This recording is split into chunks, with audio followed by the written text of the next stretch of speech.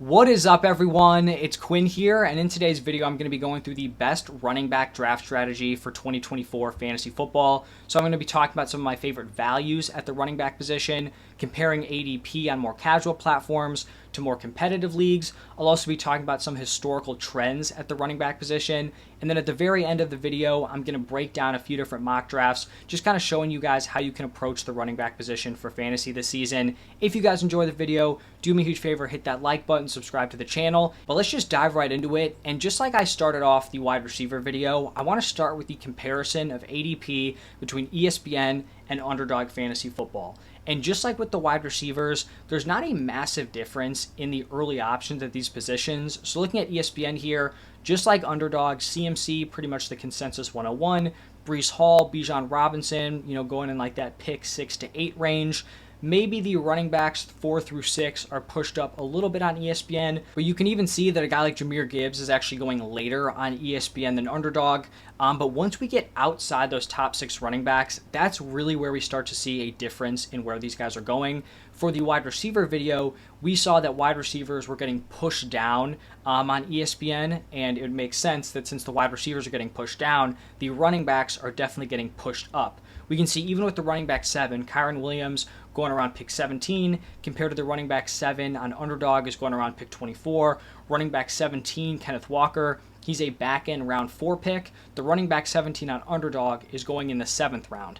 Now, I'm not saying that you should take the Underdog rankings and just head into your redraft leagues like that. It does make sense that it's skewed a little bit in favor of wide receivers because it is start 3 wide receivers. But I think a trend we see year after year is on your more casual platforms, ESPN, Yahoo. Once you're getting into the back end of the 3rd round, especially 4th, 5th, maybe 6th, 7th, that's where we start to see the running backs no longer be solid picks for fantasy. A lot of these guys are getting pushed up draft boards, and that's probably a spot where you should be attacking the wide receiver position. This is the same, graphics I showed in the wide receiver draft strategy video, but just kind of explain, both of these, charts here. So starting off with wide receiver win rates above 8.33%. In theory, if you're in a 12-team league, every team should have a 1 in 12 chance of winning that league. So 8.33, repeating chance of winning your league. So this shows since 2017, the wide receivers that have been drafted in different rounds, that's the total wide receiver column, and then the number of them that gave you above a 1 in 12 chance of winning your league, and then the percentage of those wide receivers in that round who gave you above a 1 in 12 shot to win your league. Just by making that one pick, they gave you above an average shot of winning your league. And you can see here on the wide receiver side on the left, the best picks within the first 12 rounds to be going after wide receiver was round 4 and round 5. And then you can see the 2 worst rounds to be going after running back is round 4 and round 5. That's typically where these running backs are getting pushed up. They probably shouldn't be going there, but people are panicking. They're reaching on the running back position. They're getting guys in these weird situations where maybe they think they're going to be workhorses. Maybe they're getting up there in age. There's just a lot of risk with the guys that are being picked in that spot. And then I highlighted 4 through 7 because that's typically what's considered the running back dead zone.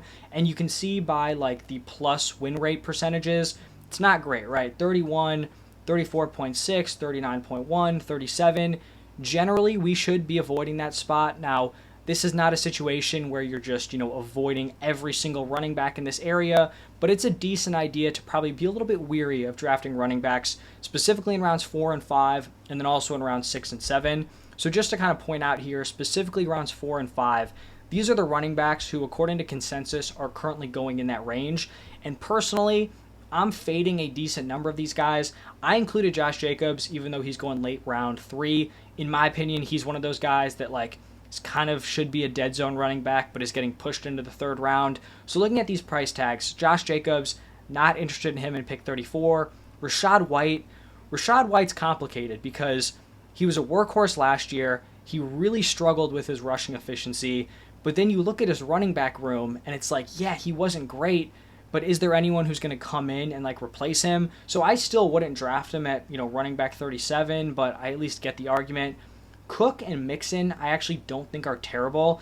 Joe Mixon is someone who I think in previous years would have been pushed all the way into the 3rd round. I think maybe even on ESPN he is going up there, but consensus ADP, he's not going that late, so I think that's fine for Mixon. Not huge on Kenneth Walker here. Kamara, also not a huge fan. Montgomery, not a huge fan there, but I don't think it's the worst. So it's just a spot where you should be pretty picky. Hopefully, one of those guys falls, you get a better value. But in general, you're going to want to avoid those running backs in round 4 and 5, and then also be careful in round 6 and 7. Now, here are 5 specific running backs that are going in the first 7 rounds of your fantasy drafts that I'm pretty interested in drafting this year, starting off very early on with Jahmyr Gibbs. I believe I have Gibbs as my number 9 overall player. He's going off the board as the running back 5, ADP of 12. I have him as my running back 4. I'm definitely taking him above JT, also taking him above Saquon Barkley. So Jahmyr Gibbs, especially on some of these more casual platforms, it's typically tough to actually find like real values at the running back position. Like you may be fine taking a running back at some point, but to actually get them at a discount, I think is pretty rare. In my opinion, Jahmyr Gibbs is a discount, like 1-2 turn area. Devon Achane, someone I'm very interested in. It's kind of funny because on ESPN you have all these running backs that are just shot up the rankings. You compare it to Underdog, and pretty much every single running back is going way earlier than they are on Underdog. Devon Achane is the one exception where people really like him on Underdog. He's the running back 7. But on other platforms, he's getting like pushed back behind a ton of running backs that I don't think he should be behind. So Devon Achane, someone I would love to take here as like an early third, being ranked as the RB11. Aaron Jones is the running back 19, kind of getting into, getting into round 6. I don't think he's a terrible value there. Ramondre is someone where if we're looking at these like mid-round running backs in that area that you typically want to avoid, he's someone I do like. And then Jonathan Brooks, someone I'm very interested in, have talked about him in a ton of different videos, coming off the torn ACL, but pretty much everything is looking great for Jonathan Brooks. So those are just 5, targets I'd be looking at in your fantasy drafts. And then I want to look at some potential targets going in the later rounds. Because as we can see here, you can see the win rates all the way on the right. These are running backs that have been picked later than the 10th round since 2017 that have given you win rates above like 16.6%. So pretty much just drafting one of these dudes more than doubled your chance of winning your fantasy football league that year. So we have Alvin Kamara, James Robinson, Kyren Williams, James Conner, Phillip Lindsay, Kareem Hunt, Raheem Mostert, J.D. McKissic, Devon Achane, and Mike Davis. So I wanted to kind of find some sort of commonality between all these running backs, right? A decent number of names here. But what did a lot of these guys actually have in common? With this next graphic, you can see in the columns the player, their year, ADP, PPR points per game, and then what year of experience they had in the NFL. And I think the clear commonality between most of these dudes is that a lot of these late round running backs that hit for you were either rookies or second year players. They were younger options. Kamara, James Robinson, Phillip Lindsay, Kareem Hunt, Devon Achane, all rookies. Kyren Williams, James Conner, second year guys. The 3 that kind of stand out, Raheem Mostert, that was last year. J.D. McKissic was in his 5th year, and then Mike Davis was in his 6th year. And it is important to point out that Mike Davis' season was just a straight up handcuff year with Christian McCaffrey, whereas a lot of these other running backs were kind of given the opportunity because they were an unknown and they just emerged as the top option in their backfield, right? Kamara was super involved from year 1. James Robinson was the Jaguars running back 1. Kyren Williams stepped up, with Cam Akers not performing well, coming off the torn Achilles. James Conner, that was the Le'Veon Bell situation, so he got his opportunity to step up. Phillip Lindsay just came in, won the job as a rookie. Kareem Hunt, same thing with the Chiefs. And then Devon Achane also stepped in as a rookie and just dominated in year 1.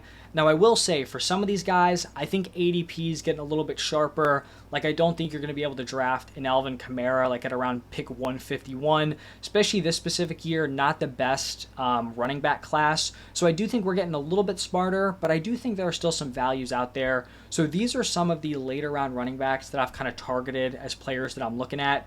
Starting off with Blake Corum here.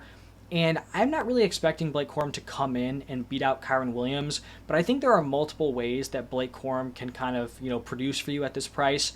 Starting off with just the fact that he'll probably be one of, if not the most valuable handcuffs in the NFL. We know that Sean McVay likes to use a workhorse running back, and so if Kyren Williams were to go down, get injured, which is something he has had problems with throughout his NFL career, then I feel like Blake Corum steps in and is, a starting top 10, top 12 running back just locked in if Kyren ever misses a game. So that's super valuable. But like I mentioned, Kyren has struggled to stay on the field, and I'm someone who thinks Kyren Williams is very talented. If he stays healthy, I do think he's going to retain that RB1 role.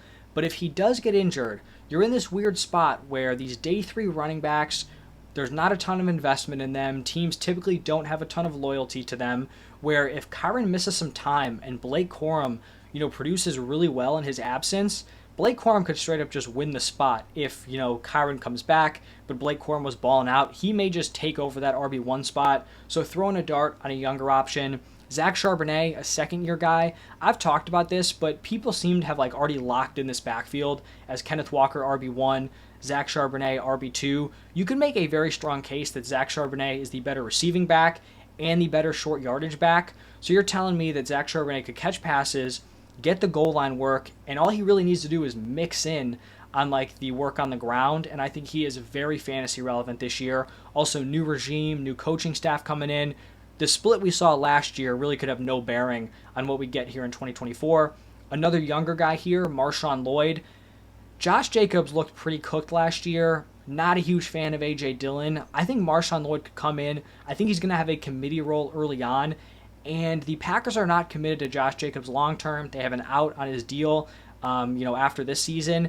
Marshawn Lloyd could end up being the running back 1 for this Packers team, and it wouldn't be shocking to me.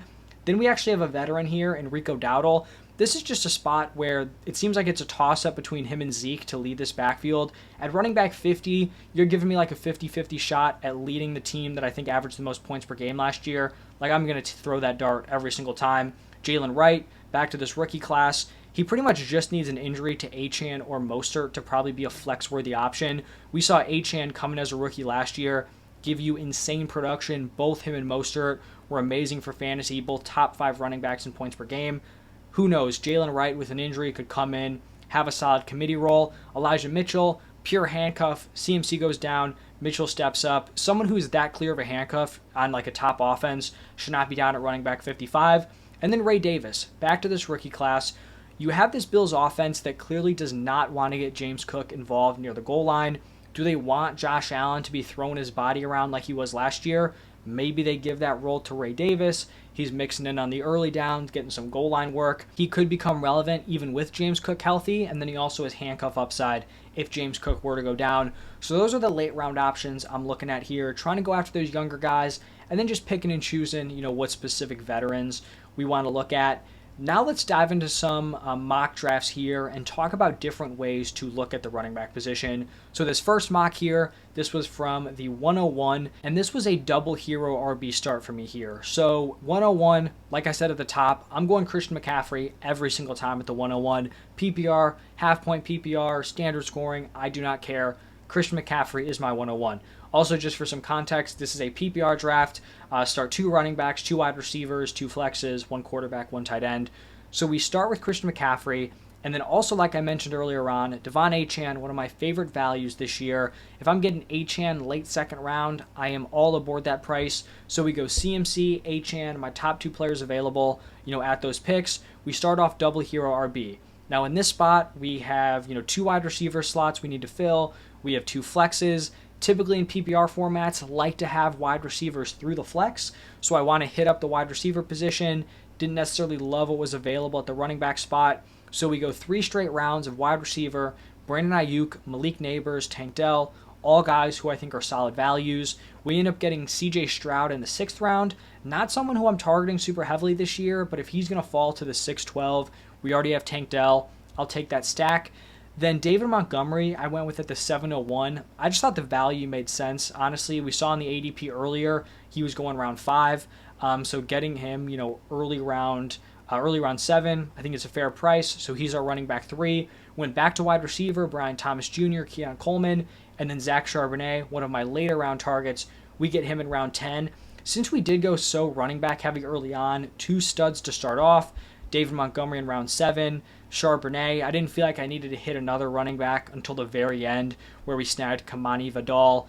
Just should be someone who's a player in that Chargers backfield. So those are the 5 running backs we took. Definitely a very strong running back heavy team. So I like the way that draft played out. In the next draft, this was a hero RB1. So I went Breece Hall at the 108. In the next 7 rounds, we went 5 wide receivers, 1 quarterback, 1 tight end. Once we got into round 9, had to get serious about the running back position. I went back to back to back. Brian Robinson, Blake Corum, Rico Dowdle, had a tight end thrown in there, and then I went with Elijah Mitchell. So not the strongest running back 2 spot, but I mean, Breece Hall is going to be our anchor running back. He is going to be the hero RB for this team. And then we really just need one of these other options to slot in as the running back 2. I think Brian Robinson is totally suitable to fit that role in this kind of build. Blake Corum, more of like that handcuff option, but then Rico Dowdle, someone who also could just outright lead his backfield or be relevant as like a 50-50 split, and then Elijah Mitchell as another handcuff.